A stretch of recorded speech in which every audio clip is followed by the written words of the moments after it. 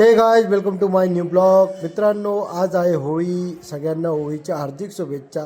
नंतर आम्ही मस्तपैकी मित्रांनो चौकात वगैरे आलेलो होतो. चौकात बघू शकता लाकडं वगैरे सगळे आलेले होते. लाकडं वगैरे आल्यानंतर मस्तपैकी आम्हाला होळीची तयारी वगैरे करायची होती. नंतर पूजा वगैरे झाल्यानंतर मस्त महिला मंडळ वगैरे आलेले होते होळीला नैवेद्य वगैरे देण्यासाठी. बघू शकता होळीमध्ये नैवेद्य वगैरे टाकणं चालू होतं आणि 400 वर्षी जुनं परंपरा आहे आणि आमच्या चौकात होळी खूप मानाची होळी असते. दरवर्षाप्रमाणे यावेळेस पण होळी खूप होती मित्रांनो.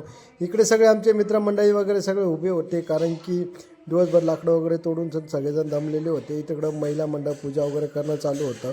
नंतर तुमच्याकडे होळी कशी साजरी होते ते कमेंट करून आम्हाला नक्की सांगा. नंतर शांभू आपलं मनोगत व्यक्त करत होते.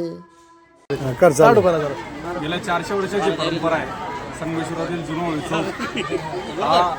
या चौकाचा मूळ नाव सुद्धा होळी चौकानेच आहे आणि या ठिकाणी होळीसुद्धा मोठ्या उत्साहात साजरी होते. आपण बघू शकता संगमेश्वरातून हजारो लोक नैवेद्य घेऊन दर्शनासाठी आणि नैवेद्य देण्यासाठी होळीसाठी.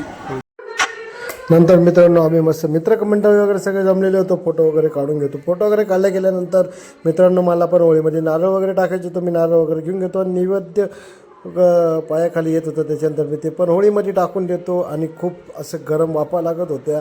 त्याच्या आधी मी मस्तपैकी नारळ वगैरे टाकून मस्त पूजा वगैरे करून घेतो आणि दर्शन वगैरे घेतल्या गेल्यानंतर आमच्या इकडं बघू शकता सगळे मित्रमंडळी श्याम आदित्य, त्याच्यानंतर साईराम मामा वगैरे सगळे बाकीचे जे लाकडं वगैरे उरलेले होते ते होळीमध्ये टाकणं चालू होतं. आणि महिला मंडळ काही कमी व्हायचं नावच घेत नव्हते मित्रांनो, कारण की आपली मानाची होळी असल्यामुळे दरवेळेस आपल्या चौकात गर्दी राहते. ज्यावेळेस पण खूप गर्दी होती. व्हिडिओ आवडला तर लाईक करा, शेअर करा, कमेंट करा, चॅनलला सबस्क्राईब